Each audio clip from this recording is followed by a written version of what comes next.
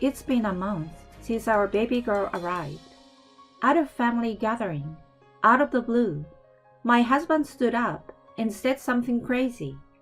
Hey everyone, I've got some news. Sadly, we are getting a divorce. Our parents and his sister were totally blindsided. And so was I. Hold on, what's this about? I burst out, clutching our baby, my voice shaking. He pointed right at me and said, She's the reason. She's been seeing someone else behind my back. This came out of nowhere. His folks shot me a look of disbelief. Jumping to my defense, I shot back, I've never cheated on you.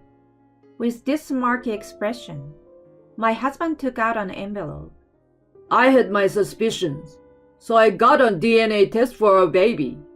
The results are right here. This baby isn't mine. She stepped out of our marriage, so we're done. The report he flashed read, parent-child relationship, not confirmed. Every set of eyes turned to me, their faces pale. I was at my wit's end. How could he do this to me in front of everyone? But I thought, I've got something for you, just you wait. His big plan was about to blow up in his face. My name is Janet. I'm a 28-year-old working mom. After college, I got a job at my dream publishing house. They put me on their women's magazine team, and I gave it my all. Years went by, and it hit me. I hadn't dated anyone in over half a decade. Friends and colleagues nagged me to shake things up, so I tried out a speed dating event. That's where I met Simon, my future husband. Everyone wanted to talk with him that evening because he was tall and dressed sharp. But for some reason, after chatting with me, he liked me. We hit it off and exchanged numbers. Things took off from there, and after a year, he proposed to me. Janet, will you marry me? Let's make this last forever. Oh, Simon, this means everything. He was your typical office guy at a mid-sized company. Truth be told, my paycheck was bigger than his since I was with a big company. But hey, it didn't faze me. I felt we had the right stuff to make it work. Meeting my parents to talk marriage, they were all in. Over at Simon's place, his parents got all teary-eyed and gushed. Simon struck gold with you. We were totally on board with the wedding. Janet, look out for Simon, okay? His sister, who's big into sports and teaches PE, cracked up and said, My baby brother can be a handful, but you've got this. It felt great to see his family was so happy and supportive. Fast forward, Simon and I got married, and our journey as a married couple began. Married life was pretty good. I was putting in some serious hours at work, but Simon was on top of things at home. On weekends, we either hit the town or made something in the kitchen, just enjoying each other. And as you'd guess with any new couple, things were sizzling in the romance department. A year of this, and something nice happened. I was expecting. Simon, I think we are pregnant. For real? That's amazing. Both our families were over the moon, and it was nothing but happiness all around. But then, morning sickness hit me like a freight train. It was like being stuck on a rocky boat all day long, with me getting sick even when there was nothing left. I couldn't go to work, so I filled in my boss and decided to stay home until I felt better. Good thing my boss, who'd been through the whole baby thing herself, totally got it. But with me around the house more, Simon started getting a bit weird. So, you're handling things at home now, right? I've always thought housework was such a drag. Well, I will do my best, but this morning sickness is no joke. I need your support like before. What? You're not working or handling chores? Isn't that a bit much? His words caught me off guard. Don't you see? I'm pregnant with our child. It's not like I want to feel like this. I just wish you'd get it. Okay. I hear you. But it feels like you're using the pregnancy as a free pass for everything. The way he brushed me off made me uneasy. From then on, while Simon did chores, if I nagged him, he didn't seem to care about how I was feeling and just kept on with his usual routine. In fact, he was even more vocal about his dislike for housework, and even with my relentless morning sickness, he still expected intimacy like nothing had changed. Hey Janet, how about tonight? I can't. The morning sickness is killing me. All right, got it. He turned away, clearly frustrated. I'd thought he'd be there for me during the pregnancy, but the reality was a real letdown. As days turned into weeks, and my morning sickness faded, Simon started coming home later and seemed more distant. He didn't check in on me much, and I felt more and more uneasy. But with everything I was going through, confronting him wasn't on my radar. Then, when I was nearly due, I saw something after a hospital visit that made my heart drop. Heading out to shop for baby stuff, I caught sight of Simon on a busy sidewalk. Right next to him was a young blonde woman, and they seemed close. Maybe it was a gut feeling. I couldn't shake the thought that they were more than friends. I lost them in the crowd, and my mood for shopping evaporated. I just headed home. Waiting for me was a text from Simon. Got held up at work again. Had he been distanced because of her? But the idea of him stepping out, especially with me being pregnant, seemed wild. Even though I was torn up inside, confronting him didn't feel right. Still, I couldn't ignore my doubts. So I dug into my pre-marriage savings and hired a private eye to tell my husband. With my due date only 2 weeks away, time was ticking. Then, 2 days out from the due date, I felt the first labor pains. I timed them, about 20 minutes apart. I thought I was going into labor, so I quickly contacted Simon to let him know that it seemed like the contractions had started. When I called the hospital, they said to come in when they were 10 minutes apart. Terrified and in pain, I kept texting Simon, begging him to get home, but nothing. When the contractions got closer, I dialed his number. What do you want? He sounded irritated. I've been texting. I'm in labor.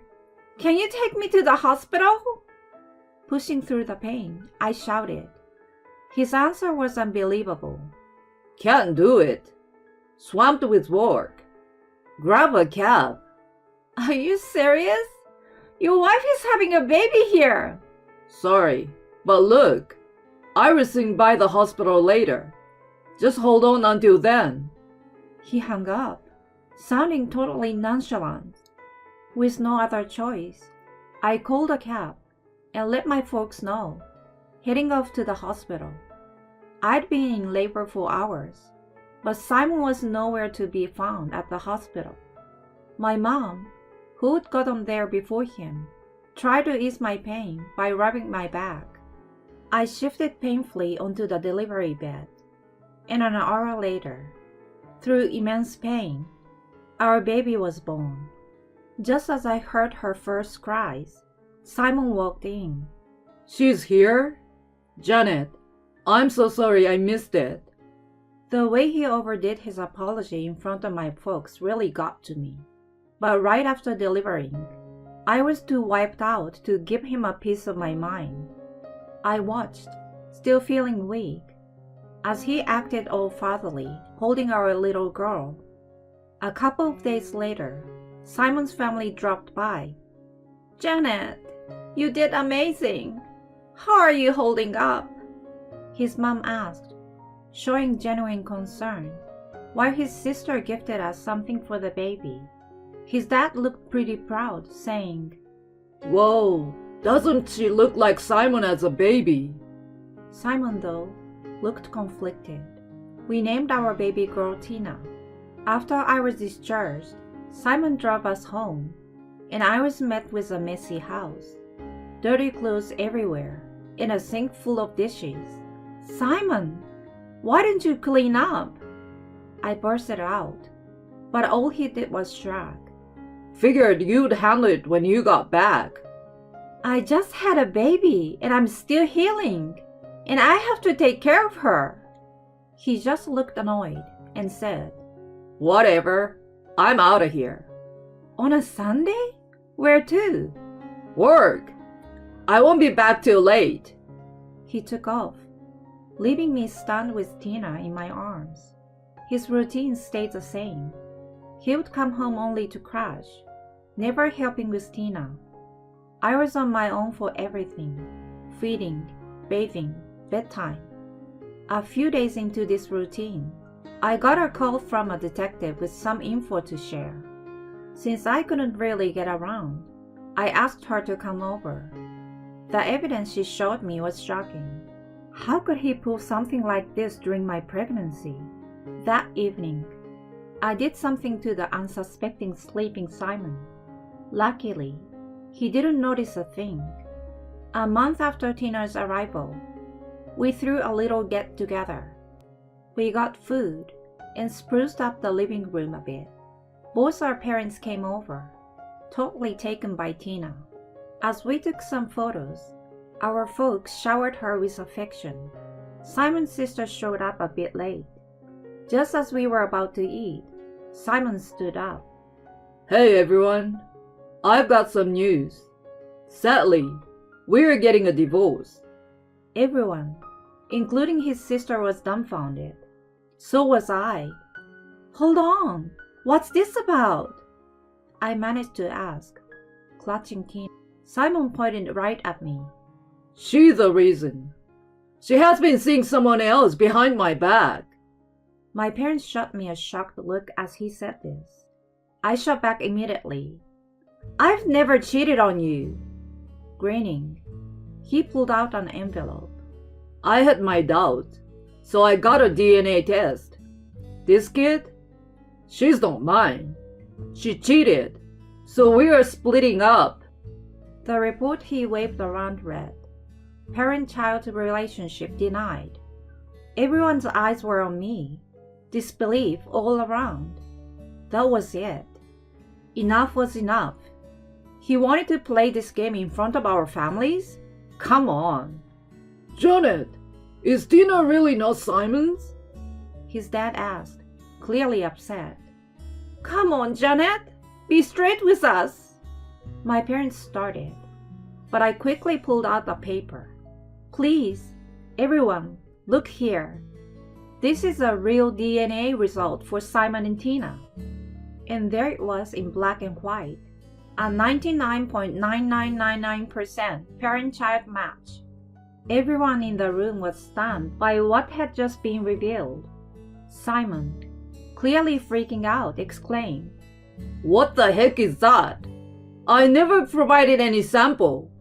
It's gotta be fake." "I swabbed your mouse while you were sleeping. The result clearly matched you. But hey, if you're doubting it, let's do another test right here, right now." Simon, after being lost for words, spat out, "Why even get a DNA test? You thought so too, right? That Tina was from another man." "Just listen for a sec," I said, hitting the play button on my voice recorder. What played next was a conversation between Simon and some other woman. "Nellie, once the divorce is final, you and me, we're gonna be together." "Really, Simon? Even with your wife having a baby and all? Is that cool?" came her reply. "I've got a plan. I'm going to make it look like she's the one who cheated. I will pay some random guy for a DNA sample. Once I have the result, I will divorce her and get some cash." "Genius, Simon! We'll need that money to start fresh. The silence followed the playback. I can't even. His dad began, visibly shaken, while his mom looked when pale. I spread out some photos for everyone to see. Shot of Simon and Nellie going into a hotel. As you can see, he's been sneaking around with a coworker, even while I was pregnant. I had a PI collect all of this. I let out. You knew? Simon cried out. I fixed him with a glare. Of course I knew. The only cheater here is you, jerk. And just when he looked totally lost, my sister-in-law, the athletic type, jumped up and punched him in the face. Seriously, sis? Guess you forgot about my black belt, huh? What the heck were you thinking? Say you're sorry to Janet and to her mom and dad, right now. She punched him again, forcing him to apologize, while both our families looked on in shock. Out of breath, he stammered. Janet, I messed up, big time. But I swear I do love you. Please, give me another chance. Taking a moment, I said, who in their right mind would forgive a guy who cheats and then makes such a sick plan? We are done. Just pay up and get out of my life, loser. Please. His parents kept apologizing over and over to me and my folk. My sister-in-law yanked him out of the room, collar in hand. After that, our divorce went through, with Simon's bank account taking the biggest hit.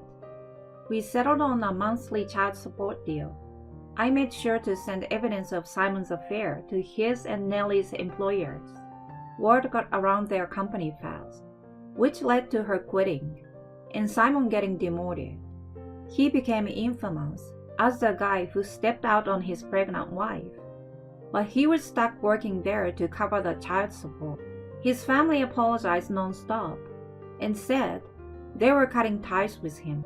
With his family, his reputation, and his savings all gone, Simon is now slugging it out in his own personal nightmare. And honestly, I couldn't care less. He's getting what he deserves. As for me, I've been living it up, raising Tina near my parents. They've been a huge help with her, and I'm thinking of jumping back into work soon. From here on out, it's all about enjoying the little moments with Tina and living my best life.